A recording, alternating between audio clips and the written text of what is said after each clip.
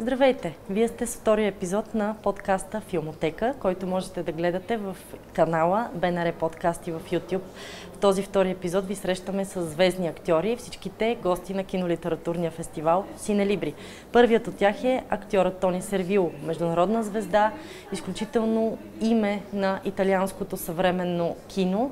Той представи в София новия филм на Паоло Сорентино Grazia. С него си говорим за ролите му в филмите на Сорентино като негова муза и за творческия диалог през годините, как той се е променил. Говорим си за музиката, която така играе изключителна роля в неговия живот и за това как работи с персонажите, които е създал в филмите на Сорентино. Едни от най-значимите и така запомнящи се и легендарни персонажи, като например този на Джеп Гамбардела в Великата красота Гранде Белеца. Срещаме ви с един друг изключително очарователен актьор. Това е датският актьор Клаес Бенг, който беше тук като председател на международното жури на Синелибри. Той нашумя изключително много с ролята си в филма Квадратът на Рубен Йостунд, но можем да го гледаме и в Майсторът и Маргарита, в Добър ден, тага и в най-новия му филм Голямата арка, който беше представен на кинолитературния фестивал. С Клаес Бенг също си говорим за актьорството, за превъплъщението му в големи злодеи и дали това предизвиква в него повече интерес като актьор и така за него е по-голямо предизвикателство да играе злодеи и разбира се по какъв начин се вдъхновява за неговите роли.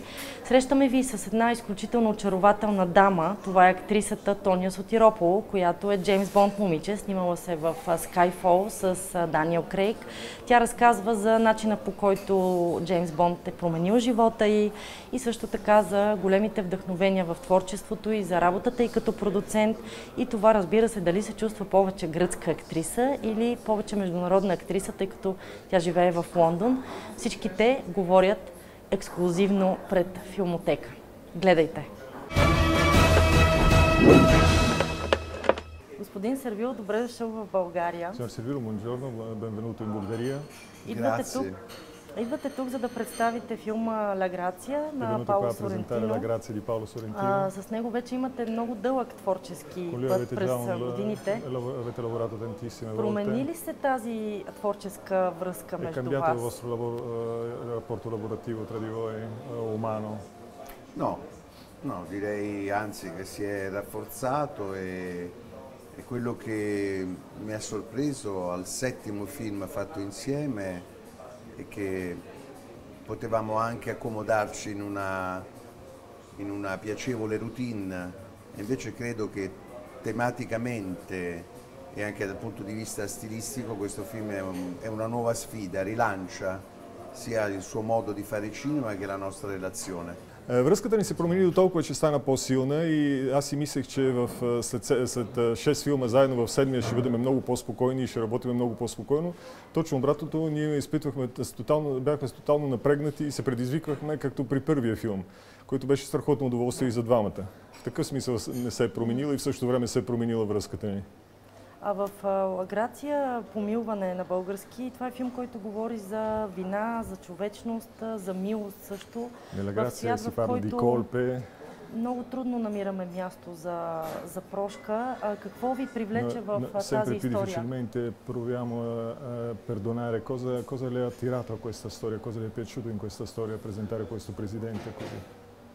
Ci sono molte cose che mi hanno subito convinto alla lettura di questa sceneggiatura. Много неща веднага ме спечелиха още при четенето на първото четене на сценария. Però sicuramente l'invenzione di un personaggio che è il Presidente della Repubblica nel cosiddetto semestre bianco, cioè gli ultimi 6 mesi del suo mandato. Но самия факт, че трябваше да играе измислен президент, който не съществува в реалността, по време на белия му мандат, тъй наречен последните 6 месеца от неговия мандат, che si trova a dover prendere delle decisioni molto importanti, come concedere la grazia. Който трябва да вземе много важни решения, като например това да помилва хора осъдени с присъди. E firmare una legge sulla fine vita. И да подпише закон срещу края на живот, изкуствен край на живот, как се казва, евтаназия. Евтаназията. Questo presidente lo fa non guardando al passato, ma proiettandosi nel futuro. Президентът успява да вземе тези решения, не връщайки се назад в своя личен опит, житейски и професионален, а гледайки в бъдещето. Questo soprattutto nel confronto con sua figlia. Преди всичко, използвайки връзката си със своята дъщеря, която също е адвокат. Che è un confronto emotivo, generazionale, emotivo, ma anche intellettuale, perché anche la figlia è una grande giurista. Дъщерята във филма също е юрист и това е една конфронтация с нея на интелектуално и професионално ниво. Il presidente si lascia alimentare dai dubbi nel prendere le sue decisioni così importanti ed è questo quello che dà il titolo al film, cioè la grazia e la bellezza del dubbio. Помилването е всъщност съмнението, с което президентът взима всичките тези решения. А доколкото знам, думата на италиански означава и помилване, и благодат, елегантност. Да. La grazia за вас самата грация vari significati, la grazia означава? e l'eleganza. Per lei che significato ha la parola grazia? Beh sì, mi ripeto, la grazia anche in italiano significa tante cose, cioè significa un comportamento elegante anche in Italia, significa nella cultura religiosa ricevere qualcosa che viene dall'alto inaspettatamente come un На miracolo. италиански също думата има много значение. Например, la grazia, която е символ на елегантност, но и в религиозен аспект това означава да получиш милостиня от висше. Ripeto, nel nostro film invece è proprio questa capacità di prendere delle decisioni che sono alimentate da un dubbio costante. В нашия филм обаче най-важното, което означава тази грация, да взимаме решения, подкрепени от нашите лични съмнения. Questo soprattutto in un momento in cui invece abbiamo in giro per il mondo tanti presidenti che sono arroganti, mostrano i muscoli e invece non hanno la grazia di questo presidente. И това преди всичко в една епоха, в която няма тази елегантност в президентите, които в момента представляват различни държави, а показват мускули и арогантност.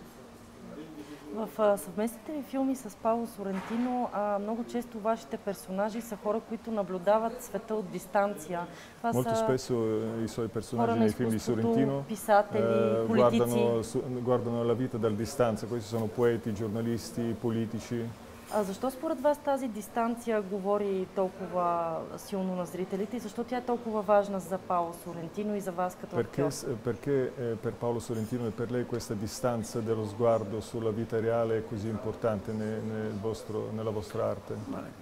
Credo di non aver capito bene la domanda. Мисля, че не разбирам въпроса защо, каква дистанция в смисъл. I personaggi che ho interpretato con Sorrentino non guardano la realtà da una distanza. Със сигурност героите, които сме правили с Сорентино и които аз съм изиграл, със сигурност не гледат на живота дистанцирано и отдалеч. Изглежда, че сякаш го наблюдават живота. Nel senso che sono spettatori della vita, cioè hanno uno sguardo particolare sulla vita. Може би най-вече, разбира се, ролята на Джеб Гамбардела. Ma soprattutto Джеб Гамбардella. Ma forse sì, ha ragione, forse soprattutto, forse soltanto Джеб Гамбардела. Може би само Джеб Гамбардела гледа на живота от дистанция като зрител на живота, на личния си живот. Perché si lascia travolgere da questa giostra di vita mondana in cui si trova e in cui si muove con grandi abilità. Защото се остава да бъде повлечен от този цирк, тази панаир на живота, който му предоставя живота в Рим. Con una certa ignavia, no? Anche con una certa accidia, cioè non...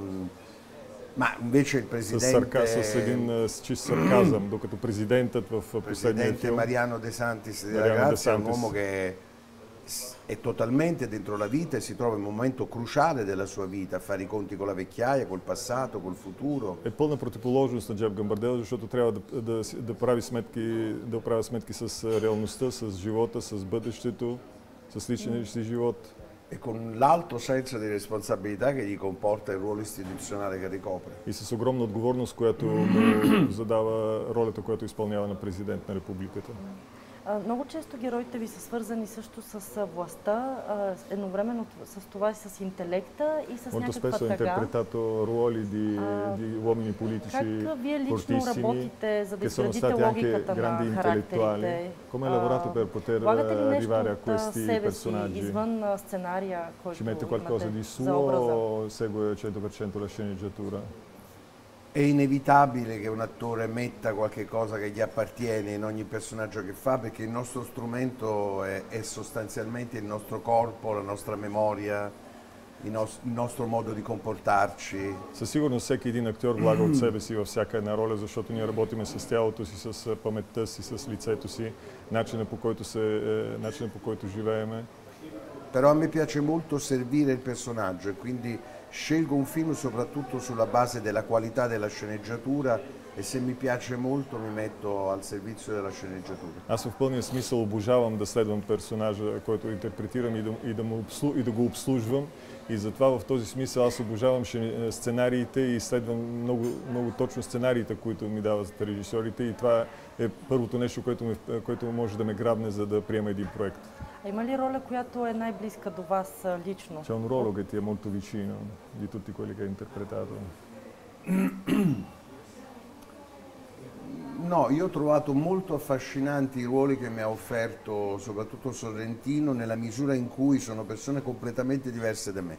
Аз обожавам ролите преди всичко, които ми предлага Сорентино, защото това са персонажи, които са коренно различни от това, което съм аз.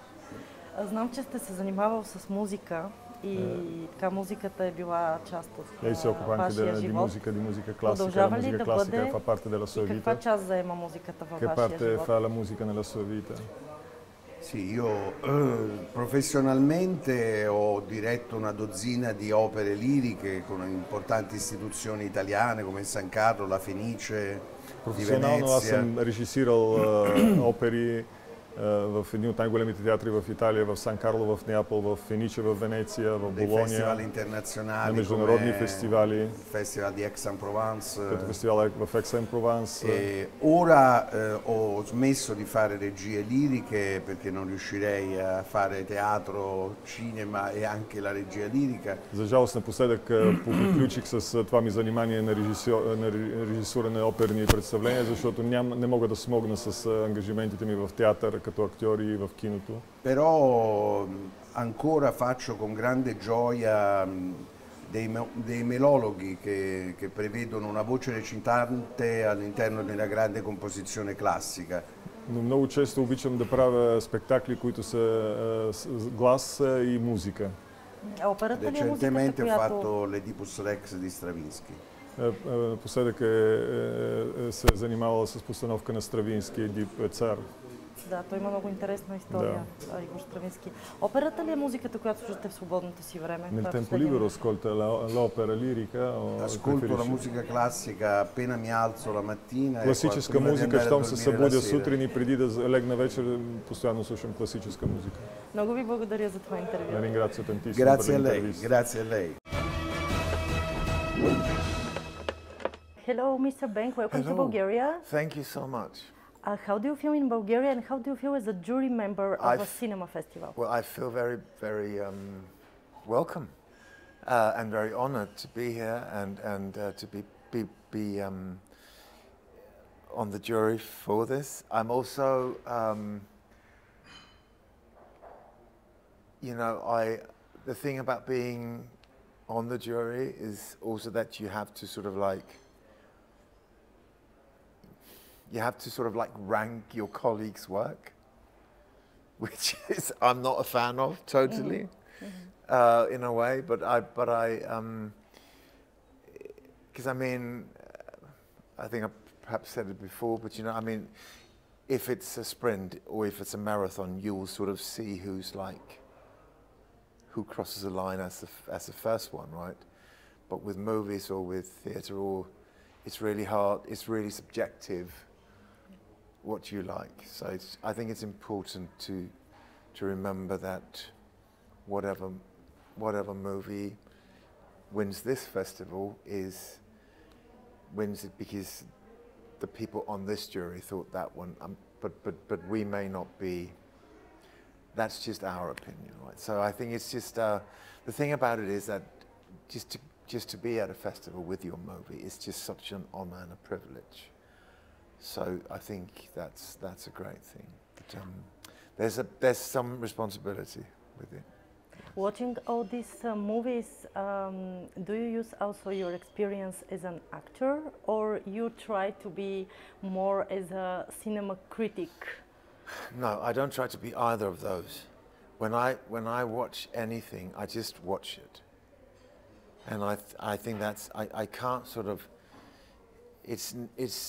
It'll always just be about, hey, does this sort of like speak to me? Does this do something with me? Is this engaging? If it's perhaps it's a comedy, or perhaps I find it funny, or I mean, does this do something with me? I really try not to watch movies for anything other than, I mean, they were not made for you to sort of pick them apart.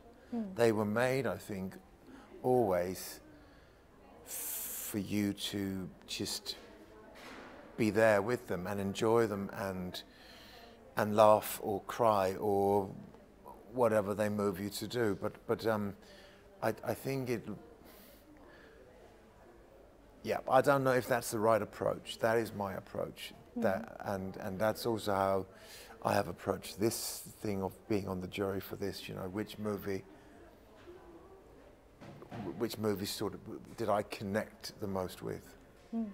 I would like to talk about the movie you're presenting here, The Grand Arc. Have you seen it? Yes. Yeah. And I think it's really relevant today because it shows the relationship between architecture, power, utopia also. And what did you attract to the script, to the director's vision, and to this project? Yeah, well, I mean, it was very much that. I mean, it was the script and the whole story that I just found super, super interesting. There's something, you know, as an artist, if you're, for instance, a novelist, you're perhaps sort of almost working entirely on your own, or if you're a sculptor or a painter. But if you're, for instance, if you're a filmmaker or if you're an architect, as this guy is, your work will always involve a whole lot of other people. And it'll also quite often be very expensive. Which means that the whole thing of being able to compromise and collaborate becomes a very big thing of how you carry out your work. And this guy in this movie is very uncompromising. And at this point, when he's sort of like, when he wins this competition and is put in charge of building this massive thing, you have to remember this cost more than 3 billion francs in 1989. I mean, it's so much money you can't bloody understand it. But at that point, he had not built some. I mean, he'd built 4 churches in Denmark, and they were smaller scale. So for him to all of a sudden move into something as huge as this, and then all the legislation and all the rules of how you're allowed to build something in France, and the whole money aspect of it and all that, that just became a very interesting,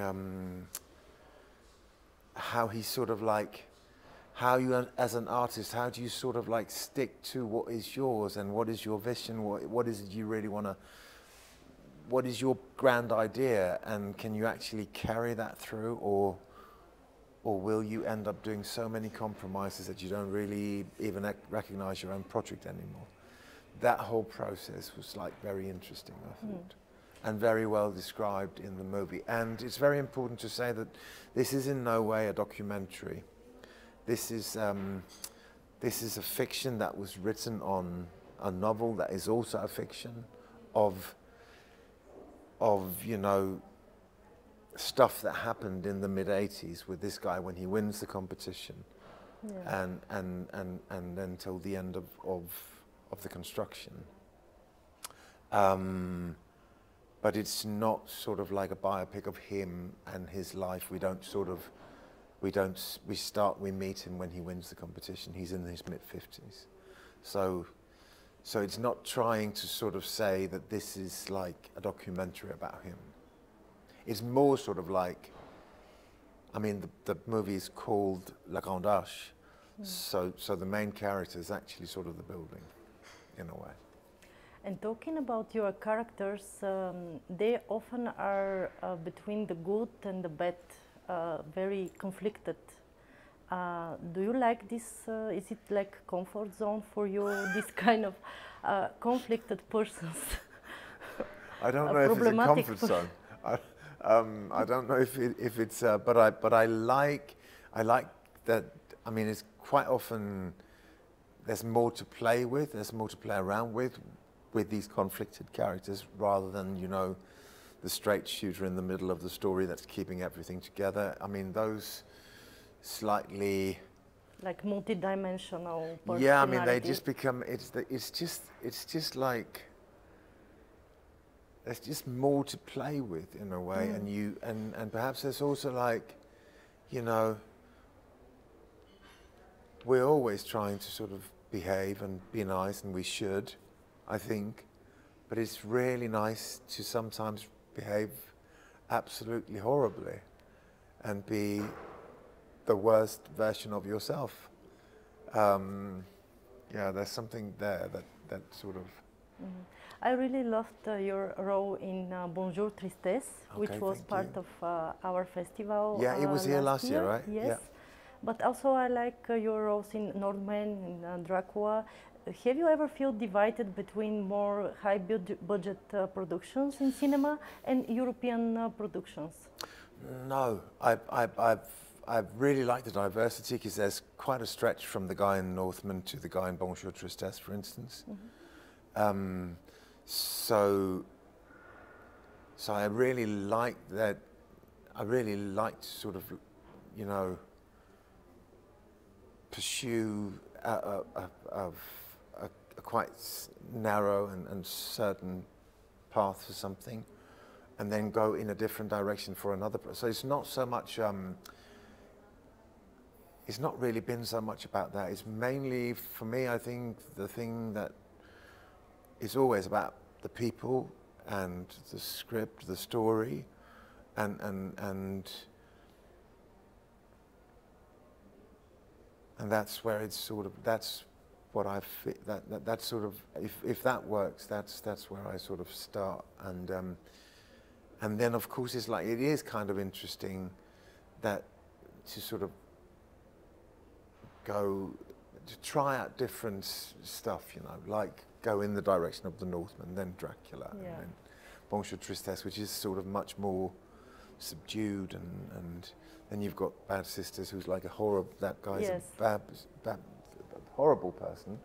But I feel very lucky that I've been like, that I've had the chance to like go and do all these different things, because it's really, it's inspiring that it really has that diversity. I feel is good. Yeah, it looks like you like to switch cultures, because you're from Denmark, but you often go to American productions and French productions, I mean European cinema and world cinema. What is Denmark for you like? Do you like to participate in Danish productions in cinema? I just actually did a movie this summer in Denmark, in Danish, which is the first thing I've done for many years actually in Danish. Why? It's not. It's just how it turned out. I mean, everything that was put in front of me that I found interesting was just somewhere else. So it was not a deliberate decision to sort of not work in Denmark. It was just that, you know, if there's this and there's this and there's this, and then this is the most interesting thing, then of course that's what you, if you're that lucky that you're presented with different projects at the same time, I mean, that's what you go and do. And I just have not been, there's just not been anything in Denmark or in Danish that was that. So it's not a deliberate decision to not work in Denmark. But it's where I live. It's where my family is. My wife is there. Our kids are there, and my mum and my sisters and their kids and my friends and stuff. But I've mainly been working somewhere else for the last 10 years or something, which is fine. I really enjoy the travel, and kids are grown; they can take care of themselves, so it's fine. Yeah, what kind of stories resonate to you right now, as we are talking about that, in personal, political, existential way? I mean, stories in cinema, in the films that you are attracted to. Because in the Grand Arc is also a political story. Yes. Oh, yeah. There's something absolutely, but I think it does not start out as a political movie. It starts out as a movie about how this guy is like traveling through this whole landscape of all the obstacles and all that happens. Yes, the political background. It absolutely becomes quite political, yeah. Because at one point the political power shifts in France, which means a lot for the financing of his work. So it becomes political. But there's a quote that I've probably said it too many times. I'm going to say it anyway. It's from Strindberg, I think, and it's, all political theatre is bullshit, all good theatre is political. So, and the way I sort of understand that, if you start out with something that has like a very distinct political message, you will choke on it. People will get fed up. I mean, it'll be too obvious what point you're trying to make. But I think what he's trying to say is that a great story will always be political. It'll always tell you something about those people and the society that they travel within. And so I don't think I would ever be attracted to something that is highly political just to be political. I just, the other day, went and saw the latest Paul Thomas Anderson, the One Battle After Another, and I bet everybody would say that's a very political movie. Did you like it? Oh, because I loved there it. I are thought some it was opposite incredible. Yeah, I thought it was so good. Really, and really, also using cinema for everything it can actually do, storytelling-wise. And I thought they're all brilliant in it. But it really is a story about the people and how they sort of fare in all of this. But it also becomes quite, I mean, it does also say something about something that is, I mean, really relevant at the moment in the United States.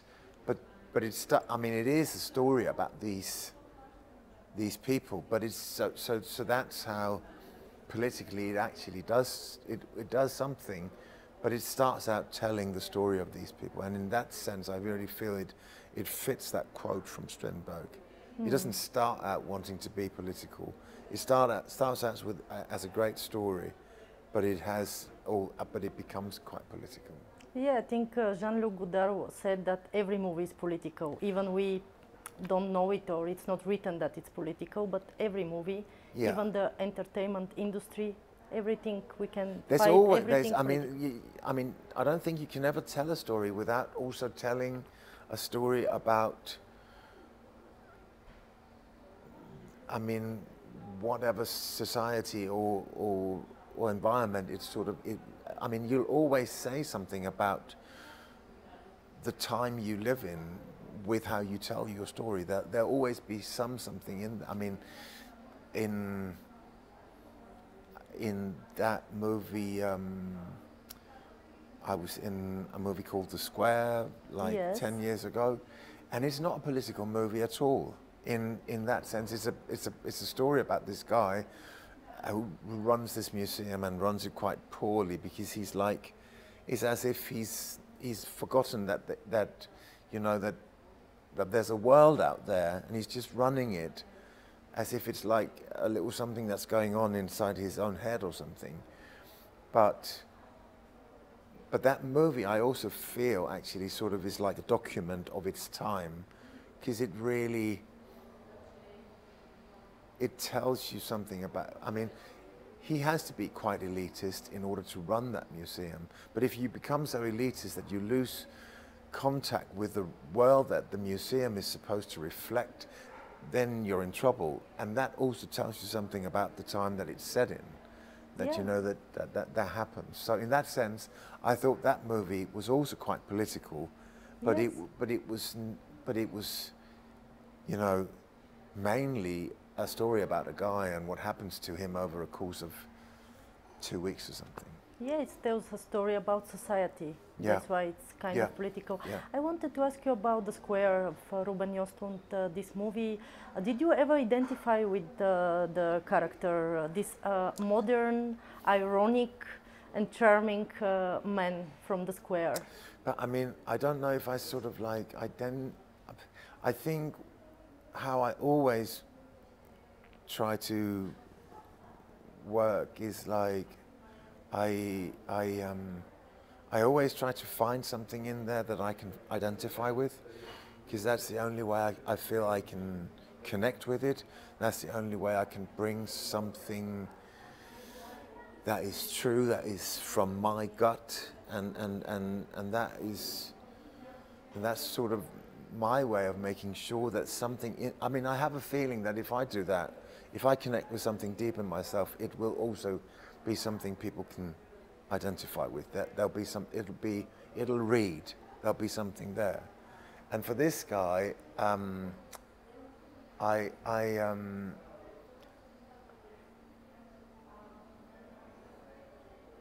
kind of liked that he was so absorbed in what he was doing, and I don't think that he in any way realized that, I mean, for instance, when he gets robbed in the beginning of the movie, and then he just what he does is really, really bloody stupid, and we can all sort of see.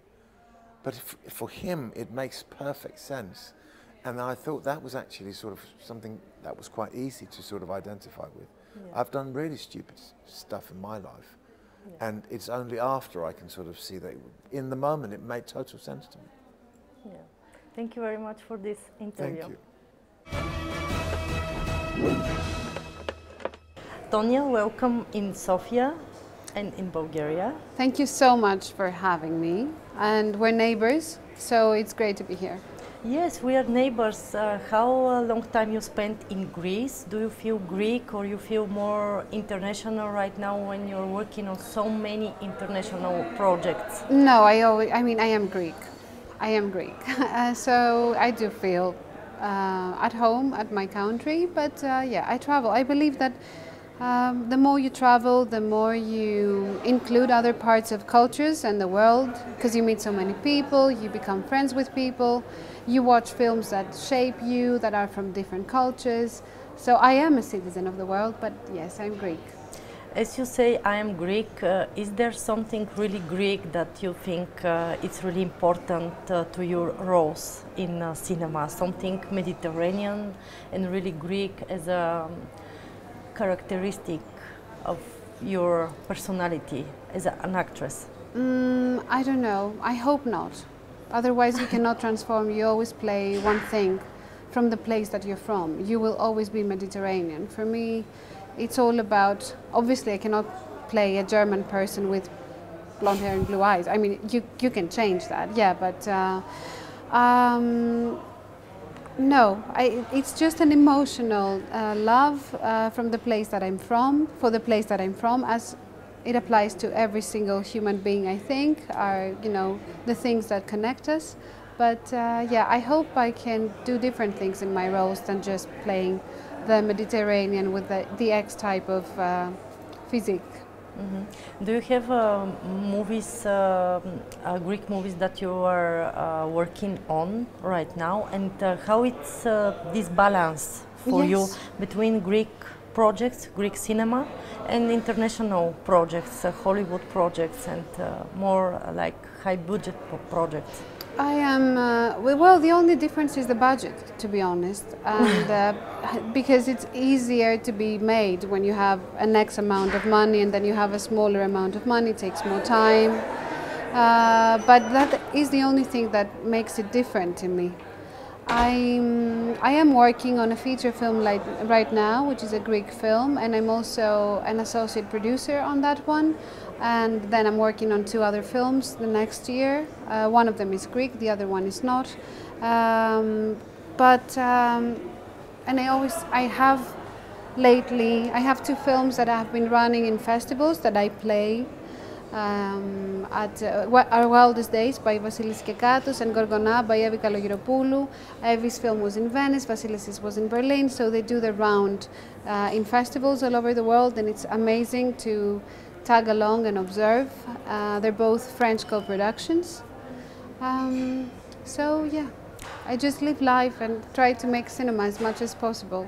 And you also are interested in producing movies. I am a producer. You are a producer, yeah. Why you are interested in producing movies, and how this is also probably part of your cinematic life? You're an actress and also a producer. I mean, these 2 things, how they came together, and why producing is also your profession? Why did you choose it? You know, I think of everything we create, especially when it comes to films, as a newborn person in the world. So I love also being the creation of the backstory, of the idea and the structure around it. And to be fair, because it's a very difficult profession, like any other, being an actor, but you can constantly work for 2 years and then you might not have an offer for another 2 years. I love the creative side of it and everything around it, but I don't want my life and my career and how I feel about myself to depend on other people casting me in projects. And I also love being backstage as well. I love being behind the camera. So this is something I've always wanted to do, and I have 2 mentors, one in Greece and one in London, that gave me the opportunity, because I used to do it on the side, and now I also do that full on. So it's very interesting and beautiful, and there's a lot of space to grow, but I learned so much from it. And yeah. And I have a question. Are you tired of being connected, probably all the time? I don't know how it's with the journalists around the world, being connected with the James Bond. And is it something that it's not helping you right now, or it's something that you appreciate, no, it's really good for your career and it's nothing bad? It is good to a certain extent, and this is my experience. It's a part of my life story. I have been in a Bond film, and it's an incredible legacy to be a part of. And I totally understand why people are interested in it. For me, you know, every project that I do is of the same importance, and it reshapes me and takes me further in life. But I don't stick around thinking of myself as this have been the highlight of my career. Otherwise I would not have been doing the same job still. It's very difficult to top such a big franchise. I just want to create. I just want to be creative and, you know, continue doing what I love, which is my job. I don't care how other people perceive it or what they think is important. That does not define me. Every day on set defines me. Talking about what you love and the good stories, in today's world we have a lot of digital media stories, Instagram and social media. What makes a good movie today, the good story? Because, you know, we have a lot of cinema, a lot of music, everything is somehow repeating, but what really makes a movie truly good for you? Well, a good movie is a movie that makes people feel things, actually connecting to it, feeling things. Even if it's a horror film, the fact that you can make someone or like a whole venue of people jump up their chairs, it creates a feeling. It's a vibrance. People can relate to it. And I think it's also subjective. It has to do with what I like and what you like, but thankfully there are so many beautiful films being made every year, and films in general, so they do find their audience. But I think what makes something good and, like, you know, popular is when people feel things. For example, you might not like musicals, but there isn't a person that I know that would hear the first tune of the La La Land soundtrack and don't go like, oh, you know? That's what's special about them, I think. And if you would like to have the opportunity to share a scene or a working process with a director, living or dead, which one it would be? Do you Mine? Yeah. Which one has a huge influence towards you? Well, there's so many, and I've worked with incredible directors. I'm so grateful. Like, I love Peter Strickland, and it was my first ever feature film outside Greece, and I was so young. So I keep that very deep in my heart because he's such a special director. But I will always be saying that what I will never, ever, ever forget, and nothing can top that, is Nikos Perakis, who is one of our greatest filmmakers from Greece. He's wonderful, and he's been such a kind, you know, figure in my life. And it was my first film with him. So, and he's a legend, like, he's a legendary director. So I remember my first days on set. I was 18 years old, and I was all of a sudden working with this, you know, living myth. And he was so normal and cool about it, and he told me, you know, it's just a movie, don't take yourself seriously. And then we started working on the part. But yeah, it's the emotional things again that bind us to people and events, I think. Thank you very much for this Thank interview. you.